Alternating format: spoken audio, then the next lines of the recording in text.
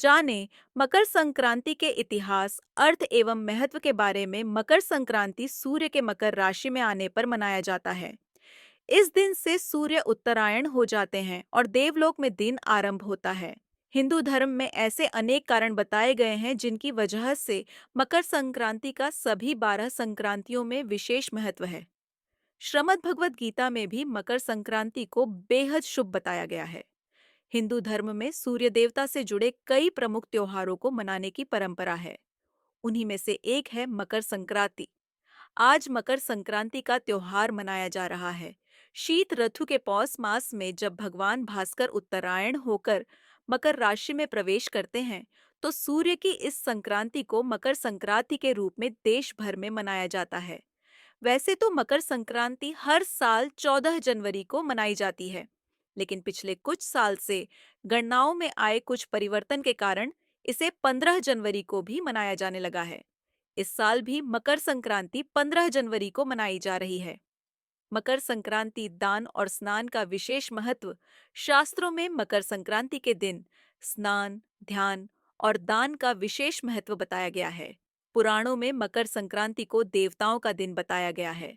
मान्यता है कि इस दिन किया गया दान 100 गुना होकर वापस लौटता है। भीष्म पितामह ने चुना था देह त्याग के लिए मकर संक्रांति का दिन। मान्यता है कि इस अवसर पर दिया गया दान 100 गुना बढ़कर पुण्य प्राप्त होता है। इस दिन शुद्ध घी एवं कंबल का दान मोक्ष की प्राप्ति करवाता है। महाभारत काल में भीष्म पितामह ने अपनी देह त्यागने के लिए मकर संक्रांति का ही चयन किया था। मकर संक्रांति के दिन ही गंगा जी भगीरथ के पीछे पीछे चलकर कपिल मुनि के आश्रम से होती हुई सागर में जाकर मिली थीं।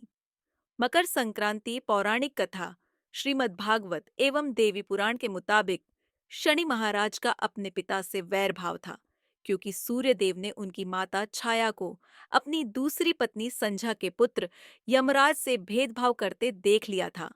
इस बात से नाराज होकर सूर्य देव ने संझा और उनके पुत्र शनि को अपने से अलग कर दिया था। इससे शनि और छाया ने सूर्य देव को कुष्ठ रोग का शाप दे दिया था। मकर संक्रांति और यमराज की तपस्या। पिता सूर्य देव को कुष्ठ रोग से पीड़ित देखकर यमराज काफी दुखी हुए। यमराज ने सूर्य देव को कुष्ठ रोग से मुक्त करवाने के लिए तपस्या की, लेकिन सूर्य ने क्रोधित होकर शनि महाराज के घर कुंभ, जिसे शनि की राशि कहा जाता है, उसे जला दिया। इससे शनि और उनकी माता छाया को कष्ट भोगना पड़ रहा था। यमराज ने अपनी सौतली माता और भाई शनि को कष्ट में देखकर उनके कल्याण के लिए पिता सूर्य को काफी समझाया। तब जाकर सूर्यदेव शनि के घर कुंभ में पहुंचे।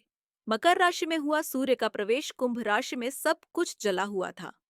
उस समय शनिदेव के पास तिल के अलावा कुछ नहीं था, इसलिए उन्होंने काले तिल से सूर्यदेव की पूजा की।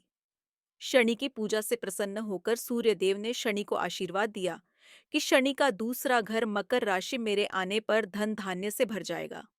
तिल के कारण ही शनि को उनका वैभव फिर से प्राप्त हुआ था, इसलिए शनिदेव को तिल प्रिय है। इसी समय से मकर संक्रांति पर तिल से सूर्य एवं शनि की पूजा का नियम शुरू हुआ। तमिलनाडु में पोंगल के नाम मनाया जाता है मकर संक्रांति का उत्सव। मकर संक्रांति के दिन तमिलनाडु में पोंगल के नाम उत्सव मनाया जाता है, जबकि कर्नाटक, केरल तथा आंध्र प्रदेश में इसे केवल संक्रांति ही कहते हैं। बिहार के कुछ जिलों में यह पर्व तीला संक्रांत नाम से भी प्रसिद्ध है। मकर संक्रांति पर्व को कहीं कहीं उत्तरायण भी कहते हैं। 14 जनवरी के बाद से सूर्य उत्तर दिशा की ओर अग्रसर हो जाते हैं। इसी कारण इस पर्व को उत्तरायण भी कहते हैं। नेपाल में मकर संक्रांति नेपाल के सभी प्रांतों में अलग अलग नाम और रीति रिवाजों में यह उत्साह धूमधाम से मनाया जाता है।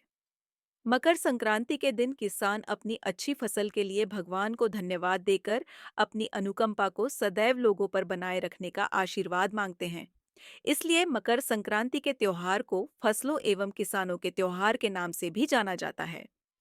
नेपाल में मकर संक्रांति को माघे संक्रांति, सूर्योत्तरायण और थारू समुदाय में माघी कहा जाता है। थारू समुदाय का यह सबसे प्रमुख त्योहार है। उत्तर प्रदेश और बिहार में मनाया जाता है खिचड़ी का पर्व। उत्तर प्रदेश में यह मुख्य रूप से दीदान का पर्व है।